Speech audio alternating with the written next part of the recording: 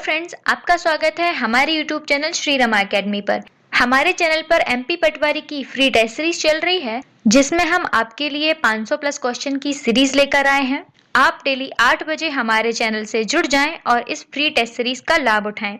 ये video daily 8 बजे upload होंगे, जिसमें हिंदी, साइंस और कंप्यूटर के वीडियोस अपलोड हो चुके हैं। अगर आपने उन्हें अभी तक नहीं देखा है तो आप उन्हें जाकर जरूर देखें। एमपी पटवारी टेस्ट सीरीज में हम आज कंप्यूटर के क्वेश्चंस देखेंगे।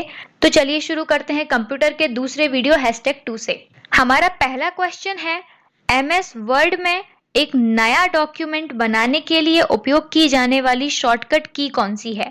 तो एमएस वर्ड में एक नया डॉक्यूमेंट बनाने के लिए कौन सी शॉर्टकट की का प्रयोग किया जाता है, उसके ऑप्शंस क्या क्या हैं? Alt+D, Alt+N, Ctrl+D और Ctrl+N। इन चारों ऑप्शन में से सही आंसर है option D, Ctrl+N। Ctrl+N shortcut की का यूज करके हम एमएस वर्ड में एक नया डॉक्यूमेंट बना सकते हैं। Ctrl+N एमएस वर्ड में एक नया दस्तावेज बनाने के लिए उपयोग की जाने वाली शॉर्टकट कुंजी यानी कि की है। तो Ctrl+N एमएस वर्ड में एक नया डॉक्यूमेंट बनाने के लिए प्रयोग की जाती है। तो नया डॉक्यूमेंट बनाने के लिए कौन सी की प्रयोग की जाती है? Ctrl+N। Alt+N से क्या होता है? तालिकाएं यानी कि टेबल्स, चित्र, आकृतियां, शीर्षलेख या टेक्स्ट बॉक्स सम्मिलित करने के लिए या फिर टैब खोलने के लिए हम कौन सी की का प्रयोग करते हैं? Alt+N की का प्रयोग करते हैं। Alt+N से क्या होगा? टेबल, पिक्चर्स या टेक्स्ट बॉक्स या फिर टैब को खोलने के लिए हम Alt+N की का प्रयोग करते हैं। Ctrl+D से क्या होता है? फॉन्ट डायलॉग बॉक्स प्रदर्शित करने के लिए हम Ctrl+D या फिर Ctrl+Shift+F का प्रयोग करते हैं। यदि आपको फॉन्ट बॉक्स ओपन करना है तो आप कीबोर्ड की शॉर्टकट की Ctrl+D या फिर Ctrl+Shift+F का प्रयोग करेंगे। तो Ctrl+D से क्या होगा? फॉन्ट ओपन होगा। Ctrl+Alt+D से क्या होगा? एक एंड नोट प्रविष्ट करने के लिए हम Ctrl+Alt+D का प्रयोग करते हैं। एंड नोट क्या होता है? जैसा कि आप स्क्रीन पर देख रहे हैं, एक वर्ड के पीछे 1 2 3 करके नंबर्स लिखे हुए हैं। इन नंबर्स का मतलब क्या है कि इन पर हमने एंड नोट लगाया हुआ है।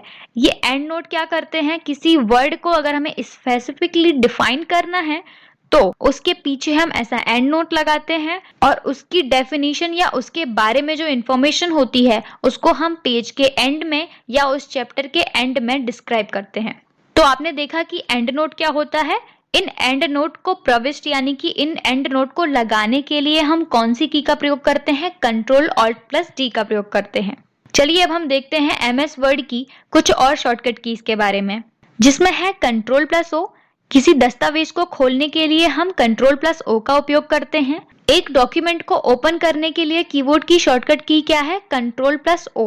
Ctrl+N क्या करेगा? एक नया दस्तावेज बनाएगा यानी कि एक नया डॉक्यूमेंट बनाएगा। N का फुल फॉर्म आप यहाँ न्यू ले सकते हैं, O का फुल फॉर्म ओपन ले सकते हैं। Ctrl+S इससे क्या होता है? सेव होता है। किसी भी दस्तावेज या डॉक्यूमेंट को सहेजने के लिए यानी कि सेव करने के लिए हम कौन सी की का प्रयोग करते हैं? Ctrl+S का प्रयोग करते हैं। Ctrl+W किसी डॉक्यूमेंट को बंद करने के लिए प्रयोग होता है। Ctrl+W का प्रयोग कहां पर करते हैं? किसी दस्तावेज यानी कि डॉक्यूमेंट को बंद यानी कि क्लोज करने के लिए। Ctrl+X, X का मतलब है कट करना। तो किसी चयनित सामग्री यानी कि चूज किए हुए टेक्स्ट या इमेज को क्लिपबोर्ड पर काटने के लिए हम कौन सी की का प्रयोग करते हैं? Ctrl+X का। तो इसका सिंपल सा मतलब है कि Ctrl+X, X यहाँ पर क्या कर रहा है? किसी टेक्स्ट या इमेज को कट कर रहा है। Ctrl+C का मतलब क्या है? किसी चयनित सामग्री को क्लिपबोर्ड पर कॉपी करने के लिए हम कौन सी शॉर्टकट की का प्रयोग करेंगे? Ctrl+C। C का फुल फॉर्म यहाँ पर क्या है? कॉपी। तो Ctrl+C किसी चयनित सामग्री को क्लिपबोर्ड पर कॉपी करने के लिए प्रयोग की जाने वाली शॉर्टकट की है। Ctrl+B क्या करता है? क्लिपबोर्ड पर सामग्री को पेस्ट करने के लिए। Ctrl+X से जो सामग्री या जो भी टेक्स्ट आप कट करते हैं उसे पेस्ट करने के लिए आप Ctrl+B का प्रयोग करेंगे तो वह टेक्स्ट पेस्ट हो जाएगा वहां पर। तो यहाँ पर Ctrl+V का काम क्या है? किसी भी सामग्री को क्लिपबोर्ड पर पेस्ट करने का काम Ctrl+B का है। Ctrl+A से क्या किया जाता है? सभी दस्तावेज सामग्री का चयन करने के लिए Ctrl+A का प्रयोग करते हैं। यानी कि जब आपको ऑल सिलेक्ट करना होता है तब आप कौन सी की का प्रयोग करेंगे? Ctrl+A का प्रयोग करेंगे।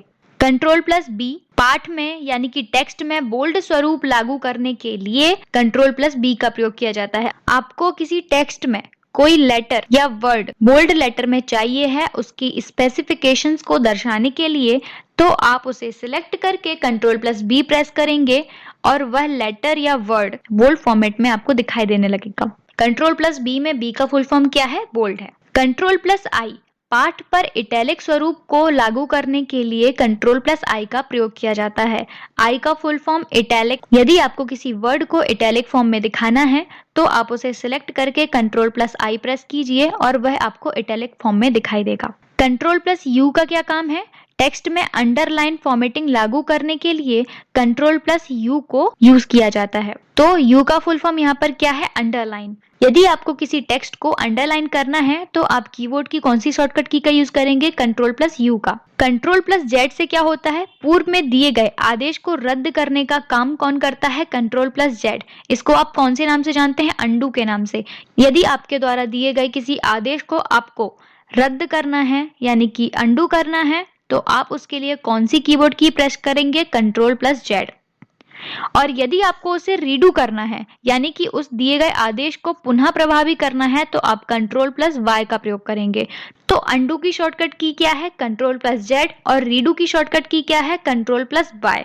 तो ये शॉर्टकट कीज आप याद रखिएगा कि Ctrl+O डॉक्यूमेंट को ओपन करने के लिए, Ctrl+N नया डॉक्यूमेंट बनाने के लिए, Ctrl+S डॉक्यूमेंट को सेव करने के लिए, Ctrl+W डॉक्यूमेंट को क्लोज करने के लिए, Ctrl+X किसी टेक्स्ट को कट करने के लिए, Ctrl+C किसी टेक्स्ट को कॉपी करने के लिए, Ctrl+V उस टेक्स्ट को पेस्ट करने के लिए, Ctrl+A का प्रयोग सिलेक्ट ऑल करने के लिए, Ctrl+B का टेक्स्ट को बोल्ड फॉर्म में रखने के लिए, Ctrl+I इटैलिक फॉर्म में रखने के लिए, Ctrl+U उस टेक्स्ट को अंडरलाइन करने के लिए, Ctrl+Z आपके दिए गए आदेश को रद्द यानी कि अंडू करने के लिए, Ctrl+Y आपके रद्द किए हुए आदेश को पुनः प्रभावी करने के लिए यानी कि रीडू करने के लिए। चलिए देखते हैं हमारा दूसरा क्वेश्चन क्या है। इनपुट आउटपुट पोर्ट वे हैं जो इनपुट आउटपुट उपकरण को जोड़ने के लिए प्रयोग किए जाते हैं। तो वो क्या है जो इनपुट आउटपुट उपकरण को यानी कि इनपुट आउटपुट डिवाइसेस को जोड़ने के लिए प्रयोग किया जाता है? संकर या हाइब्रिड इंटरफेस,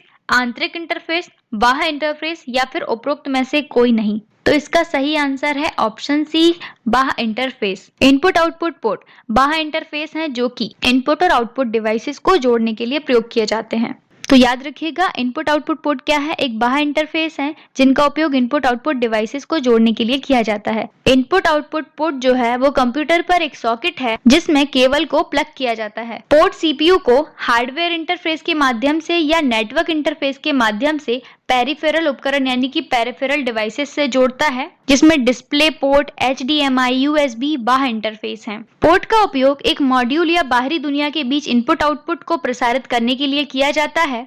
सर्वर में प्रवेश करने या बाहर निकालने की सूचना इनपुट आउटपुट कनेक्शन पोर्ट के माध्यम से ही भेजी जा सकती है। तो हम पोर्ट का उपयोग कहाँ करते हैं? एक मॉड्यूल और बाहरी दुनिया के बीच अगर हमें इनपुट आउटपुट को प्रसारित करना है तो हम वहां पर पोर्ट का प्रयोग करेंगे। यदि हमें सर्वर में प्रवेश करना है या बाहर निकलना है तो इसकी सूचना इनपुट आउटपुट जो कनेक्शन पोर्ट होता है उसके माध्यम से ही भेजी जा सकती है। तो ऐसी कौन सी डिवाइसेस हैं जो कि इनपुट आउटपुट कनेक्शन को हेल्प करती हैं? वो है सर्वर प्रिंटर, कीबोर्ड, माउस और मॉनिटर। इनके अलावा भी ऐसी बहुत सारी डिवाइसेस हैं जो कि इनपुट आउटपुट कनेक्शन का समर्थन करती हैं। तो वो कौन सी डिवाइसेस हैं? Server, printer, keyboard, mouse, monitor आदि। चलिए अब हम हमारा नेक्स्ट क्वेश्चन देखते हैं कि MS वर्ड 2007 में अधिकतम साइज की फाइल हो सकती है 400 MB, 32 MB, 256 MB या 440 MB।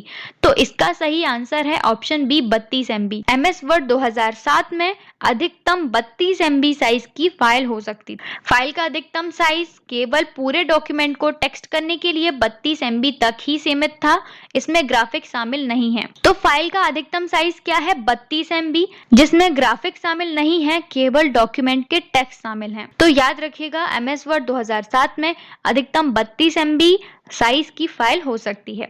हमारा नेक्स्ट क्वेश्चन क्या है कि निम्नलिखित में से कौन सी मेमोरी वॉलेटाइल है? इसके ऑप्शन है रैम यानी कि रैंडम एक्सेस मेमोरी, रोम यानी कि read only memory, PROM programmable read only memory, EPROM जिसको हम कहते हैं erasable programmable read only memory. तो इसका सही आंसर है option A RAM, random access memory एक वॉलेटाइल मेमोरी है। चलिए देखते हैं रैम के बारे में। रैम का अर्थ क्या होता है? Random access memory.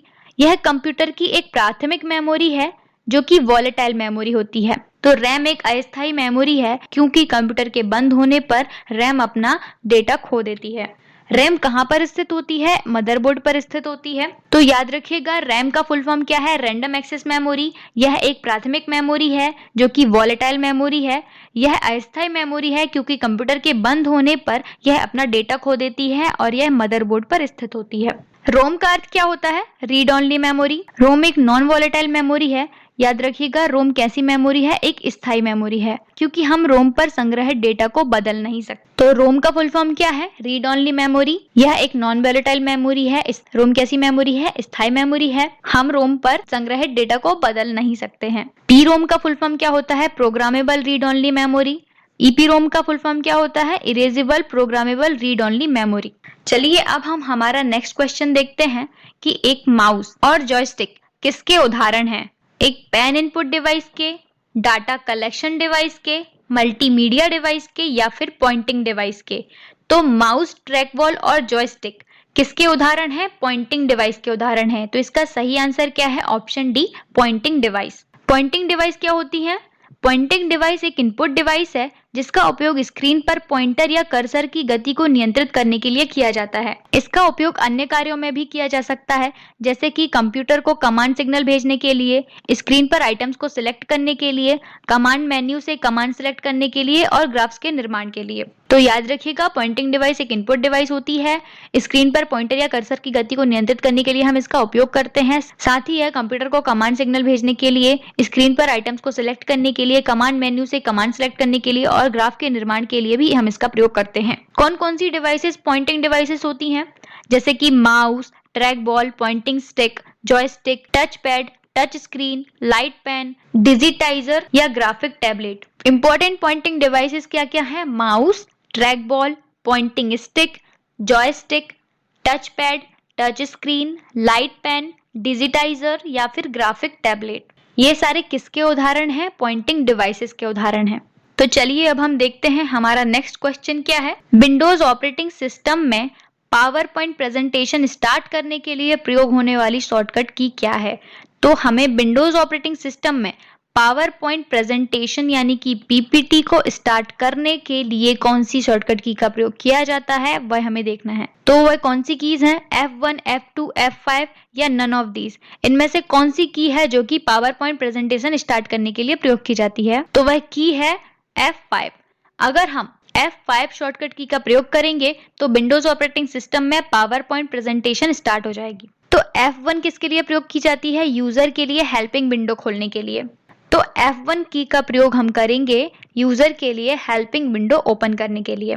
F2 का प्रयोग क्यों करते हैं? वर्तमान रूप से खोली गई फाइल को सेव करने के लिए हम कीबोर्ड की इस शॉर्टकट की का प्रयोग करते हैं। तो F2 क्यों प्रयोग की जाती है? वर्तमान रूप से खोली गई फाइल को सेव करने के लिए। F5 की प्रेस करने से क्या होगा? पावर पॉइंट प्रेजेंटेशन को फुल स्क्रीन मोड में स्टार्ट करने के लिए हम इस कीबोर्ड की का प्रयोग करते हैं। F5 को प्रेस करने पर पावर पॉइंट प्रेजेंटेशन को फुल स्क्रीन मोड में स्टार्ट किया जा सकता है। तो याद रखिएगा, यूजर के लिए हेल्पिंग विंडो ओपन करने के लिए कौन सी शॉर्टकट की है? F1। वर्तमान रूप से खोली गई फाइल को सेव करने के लिए कौन सी की है? F2। पावर पॉइंट प्रेजेंटेशन को फुल स्क्रीन मोड में स्टार्ट करने के लिए कौन सी शॉर्टकट की है? F5। हमारा नेक्स्ट क्वेश्चन क्या है? MS वर्ड 2007 के डैश में लाइन स्पेसिंग होती है। तो MS वर्ड 2007 के ऐसा कौन सा टैब है जिसमें लाइन स्पेसिंग होती है? Home tab, insert tab, view tab या रिव्यू टैब? तो इसका सही आंसर क्या है? ऑप्शन ए, होम टैब। MS वर्ड 2007 के होम टैब में लाइन स्पेसिंग होती है। MS वर्ड में टेक्स्ट को एडिट करने के लिए टूल्स को कई जगह पर सेट किया जाता है। इन स्थानों को हम क्या कहते हैं? टैब्स कहते हैं। इन्हें हम मेन्यू के नाम से भी जानते हैं। तो MS वर्ड में टेक्स्ट को एडिट करने के लिए कुछ टूल्स होते हैं जिन्हें कई जगह पर सेट किया जाता है। इन जगहों को हम टैब्स या मेन्यू के नाम से जानते हैं। Alt+H कुंजी यानी कि की का प्रयोग करके इस मेन्यू को सक्रिय किया जा सकता है जिसमें लाइन स्पेसिंग होती है। Alt+H कीबोर्ड की शॉर्टकट की का प्रयोग करके हम इन मेन्यू को ओपन कर सकते हैं जिनमें क्या होता है? लाइन स्पेसिंग होती है। हमारा नेक्स्ट क्वेश्चन क्या है कि निम्नलिखित में से कौन सी कीबोर्ड शॉर्टकट की का प्रयोग करके विंडोज का स्टार्ट मेन्यू ओपन किया जा सकता है? तो इसके ऑप्शन क्या है? Alt+Escape की, Ctrl+Escape की या फिर ओनली एस्केप की, Ctrl+S। तो इसका सही आंसर है option B, control plus escape key. Control plus escape key को प्रेस करने से विंडोज का स्टार्ट मेन्यू ओपन किया जा सकता है। विंडोज ऑपरेटिंग सिस्टम में स्टार्ट मेन्यू को कीबोर्ड की कौन सी शॉर्टकट की द्वारा दर्शाया गया है? कंट्रोल प्लस एस्केप की द्वारा। इस शॉर्टकट की का उपयोग करके स्टार्ट मेन्यू और टास्क बार को खोला, बंद और प्रतिबंधित किया जा सकता है। तो कंट्रोल प्लस एस्केप की का प्रयोग करके आप स्टार्ट मेन्यू और टास्क बार को खोल सकते हैं, बंद कर सकते हैं और उन्हें प्रतिबंधित भी कर सकते हैं। चलिए हम इसके अदर फैक्ट देखते हैं। शॉर्टकट की ऑल्ट प्लस एस्केप का उपयोग अक्सर विंडोज के बीच उस क्रम को ट्रांजिशन करने के लिए किया जाता है जिस क्रम में उन्हें प्रारंभ में लॉन्च किया गया था। तो विंडोज के बीच में पुनः उस स्थिति में उसे वापस लाने के लिए कौन सी शॉर्टकट की का प्रयोग किया जाता है? ऑल्ट प्लस एस्केप की का।